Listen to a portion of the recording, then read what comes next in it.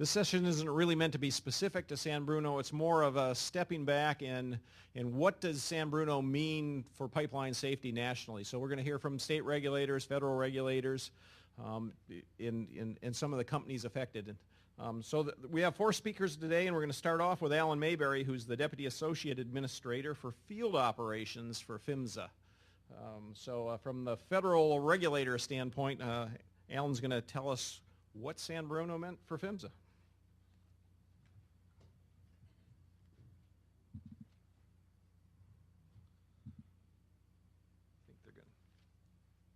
Second, they have to unlock you. Okay. There we go. Okay, and let's see. Okay, nice. Okay, good afternoon. Pleasure to be here, and Carl, thank you for the invitation to be here to talk about such an important and relevant topic these days. I'm Alan Mayberry. I'm Deputy Associate Administrator of Field Operations, and what that means is I cover our National Inspection Program at PHMSA, as well as our emergency response. So the 114 inspectors from Barrow, Alaska that cover from Barrow, Alaska to Key West, Florida are under my direction through our 5 region offices. What I was going to talk to you about today are some observations. What I thought I would do is start out with 2 examples of scenarios where we've observed what's gone on the last year and a half.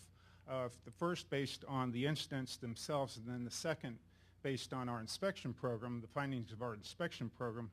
And then after those 2 examples, I'll go through just the multitude of initiatives that we have underway at PHMSA. I'll start off with our mission. Many of you know our focus is safety and protecting the environment. We also have a reliability component thrown in there, but our focus is mainly safety and protecting the environment. We do not site pipelines, as I believe Jeff had mentioned earlier today. That's the job of the Federal Energy Regulatory Commission, and in some cases the State Department if you're talking Keystone XL or other cross-border pipelines.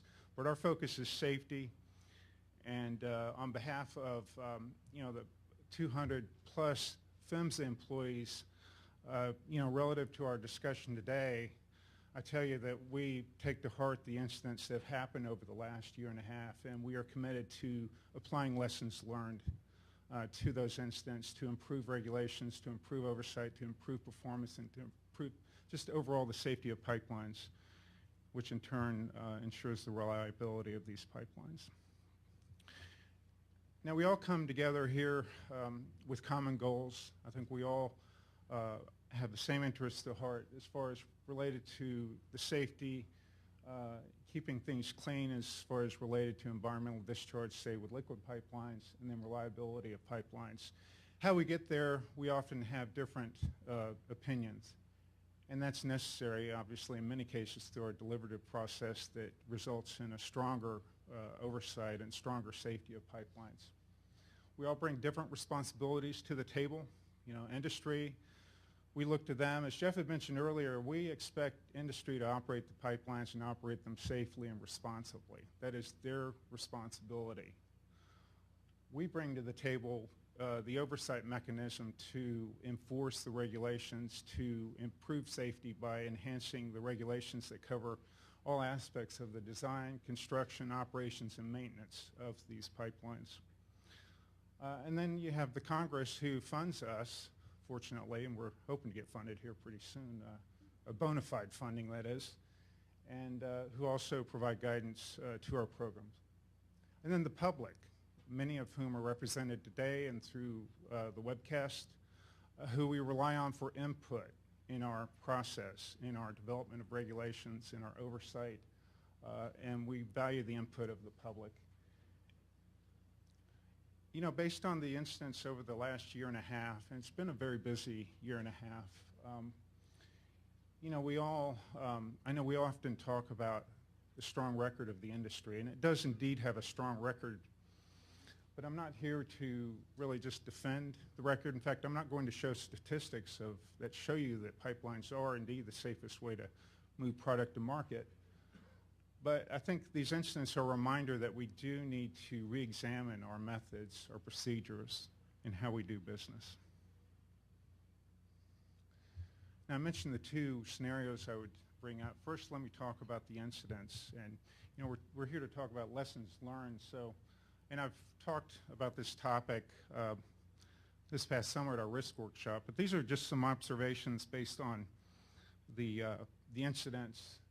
In many cases, we find that the information was there at hand for the operator to use. They just didn't see it. And it all hinges on, it all deals with managing risk and knowing the pipeline, having knowledge of all aspects of the pipeline, or knowledge enough to do a credible risk assessment of the pipeline. You know, we've often, as I said, cited the safety of the industry. We've cited the successes of the integrity management regulations, which in the early 2000s were a paradigm shift for how we regulate the industry and how we provide expectations to the industry on how to operate.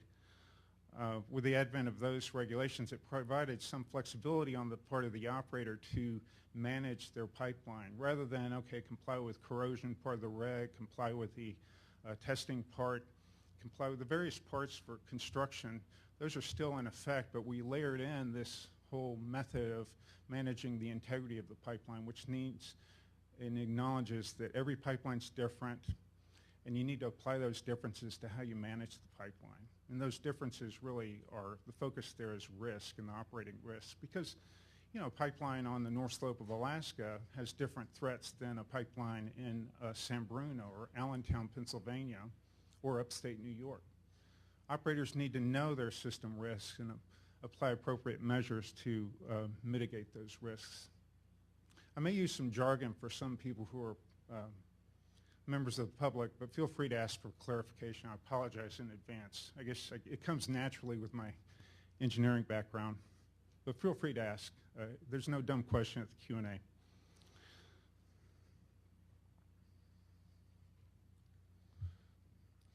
As far as related to inspections, we've noted in our inspections of, say, gas pipelines related to integrity management, about 50% of those inspections and about 40% of the liquid pipeline integrity management inspections have identified potential issues with how operators manage risk.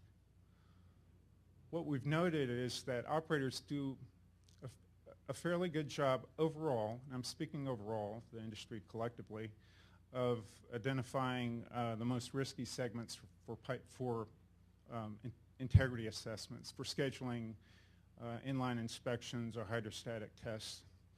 However, they need to step up the game. Operators need to step up the game in some of the other tools available, such as engineering critical assessments. Those are technical assessments of the fitness for service of a pipeline, for instance. In some cases, that may be appropriate if you have very little data on a pipeline. If you have no data on, for instance, on a pipeline, let's say you don't know what seam type it is it appropriate to, if you have a lot of issues of missing data, and that's just one example, is it appropriate to apply the most conservative value in your risk model? Or should you just throw your risk model away in that case? Or not throw away, but you know, maybe it's not the most credible way to determine the integrity of that segment. Maybe there are other methods that need to be applied, and ECA is one that we cite that is not used that often. We need to see a more robust, and I'm not going to go through all these in detail, but a more robust approach for what we call preventive and mitigative measures. That's the backbone of the integrity management regulations. It requires operators to identify the risk of their pipelines and then to identify the measures that they need to take to manage that risk. For instance, and since we're talking about San Bruno, I'm not here to pick on any particular operator, but you know, it does no good to use like external corrosion direct assessment if you have a potential seam threat issue. I think we've heard enough, you know, through the NTSB hearings and about, you know, the issues and pitfalls of that, for instance.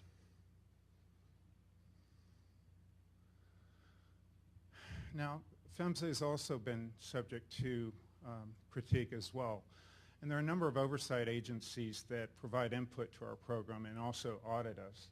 Most notably at the top of the order there is not really, I mean, they're an independent federal agency, but the National Transportation Safety Board investigates certain pipeline failures and for cause, to determine cause, and they issue recommendations to industry, to regulators such as PHMSA on how to improve and prevent future occurrences of the accident.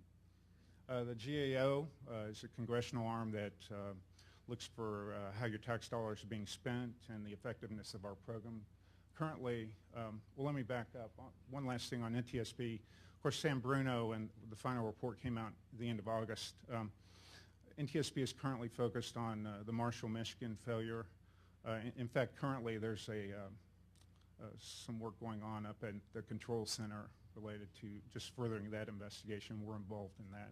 They're also following up on the Romeo, Illinois liquid pipeline failure as well. So those three are in play. The GAO is currently looking at how we define transmission pipelines.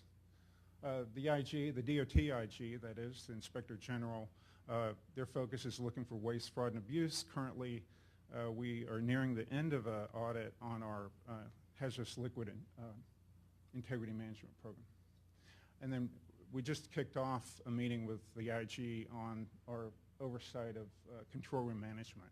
And right behind that, when they finish that one, we will, our oversight of state programs will be audited. And then, of course, there's the Congress who, in reauthorization language, will put in issues or initiatives that we need to respond to and implement. I think there's been enough discussion on what is going on there earlier today. You know, in response to the incidents over the last year and a half, there has been an increased focus, and at DOT or US DOT, who we come under, the Secretary has gotten involved, and earlier this year issued a call to action to the nation to take action to improve pipeline safety. In line with that, Secretary LaHood sponsored a pipeline safety forum, and we developed a pipeline safety action plan, which I'll go through in a minute. And then ultimately, we will be issuing a report to America on the state of pipelines in the U.S. and what's being done to ensure the safety of those pipelines. But it's gotten cabinet level focus. I know Cynthia, our administrator, has been to the White House at least a couple of times to brief officials over there. There's been a very high focus on pipeline safety in the aftermath of the incidents over the last year and a half. I'm going to cover briefly, it's kind of wordy, I apologize to those of you in the back, but I'll go through these quickly, our action plan. There are three areas of near-term, mid-term, and long-term, but you see some strikeouts here. We have a list of initiatives. A number have already been accomplished. I'll pick a couple here.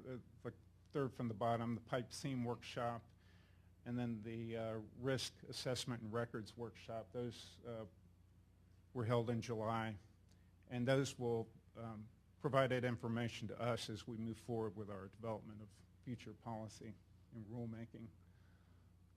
We have a state survey dealing with rate recovery, and then, the first one is very important, just getting reauthorization done. We want that to happen, but we keep hoping for that. Hopefully before the end of the year, but I'm not betting on that one. Midterm, we hope to publish the report to America shortly. It's undergoing final edits. We are providing enhanced training to state agencies. Our legal folks have set up a webinar to, at least to kick that off, to provide some training on enforcement to improve the consistency among the 48 states that are partners in pipeline safety. We've also begun oversight of distribution integrity management, what we refer to as DIMP, and then control room management, also in partnership with the states. I know at the federal level, we will have conducted by the end of the year 11 control room management field inspections. And then also, finally, we have a third-party damage enforcement notice of proposed rulemaking that, in talking with our regs people this morning, looks like we hope to get freed up by the end of December. Then long term, we have some workshops coming up in the first quarter of 2012 related to leak detection and valves, automated valves, emergency shutdown valves, issues related to valves relative to San Bruno and other incidents where perhaps valves would have assisted. And then we also have some focus on the R&D program, and the others, just in the interest of time, we'll move on because they're not relevant directly to our discussion. There's some other actions, and I can't let it go by since I oversee our inspection program. Talk a little bit in that area. We are looking at our integrity management protocols, both for the gas and hazardous liquid, and we are making some modifications to those, to how we inspect operators. Some of the focus there will be how we confirm the implementation of integrity management. Initially, our focus has been on integrity management audits, how the process and confirming the process that operators have, but we're looking to go further to do more of the confirmation, more field type implementation confirmation. And then, of course, we have a regulatory program, regulations that will be under modification. I can't tell you exactly how that will happen. I know there's a lot of discussion about the process and how long it takes. I'll talk a little bit more about that in a minute. And then, of course, statistics. What could we do without data that drives our program, that drives how we inspect, that drives the programs we implement, regulations, and our inspection program? So the areas that we need to focus on, we are focusing on related to improving our data quality and how we manage data and how we use data to implement our inspection program. For example, we currently are revising our algorithm to identify operator risk in how we inspect operators. NTSB recommendations, just on those, the U.S. DOT received 4, primarily focused on oversight of PHMSA and the effectiveness of our programs. And then PHMSA received 13, and they cover a variety of areas, most notably, or not the least of which, is the grandfather clause, which was called into question in the NTSB investigation. We are responding to the recommendations. Our initial response, our first response, will be going out within the next week. It really won't give specifics about how every recommendation will be addressed. We will give some ideas of direction we're heading, but no specifics. It's just too early. But we do have some things in play. We have a lot going on actually related to addressing the recommendations. The administration's made it very clear that we take the recommendations seriously, and we will follow up on the recommendations. Now, initially, I know a lot of discussions already happened on this. I was initially going to kind of give you a Regulations 101. I think it was pretty well covered that, the regulatory process or the writing of regulations takes some time. And I didn't hear it, but I think on average it's about 1.5 to 2 years from start to finish to develop a regulation. I was going to talk a bit about that, and just there are a lot of players involved. It's not Alan Mayberry and his opinion, or Linda Daugherty and her opinion on what we should do to change the regulations. I wish it were that simple. I wish we could do it a lot easier, but necessarily and by statute we have to involve a lot of people. Office of Management and Budget reviews all regulations and expects that there's been an adequate risk assessment and an adequate cost-benefit analysis done. And then there's the comment period that I think we've talked a bit about earlier. I list up here 2 initiatives, two of our main regulations, the liquid and the gas. The gas AMPRM, Advanced Notice of Proposed Rulemaking, is listed first. I give the docket number there. I encourage you to comment on the docket. The web address is at the bottom, and the comment period will run through January 20th of 2012. We are in the process of developing the proposed rule for liquids, the bottom one. We've already been through the AMPR stage, and we will issue a notice of proposed rulemaking sometime next year, we expect, if things go as planned. And these, there's some specifics up there about what we went out with in the AMPRM for gas. There, in an advance notice, you're asking questions to the public, to the world. It's okay, we are planning to change our regulations. We're looking at these areas. What do you think? What should we do? So we need comments. We rely on input as we develop a policy to go forward. I can't tell you where that policy or where the ultimate regulation will go because of this deliberative process. And then that's it. All right, thanks.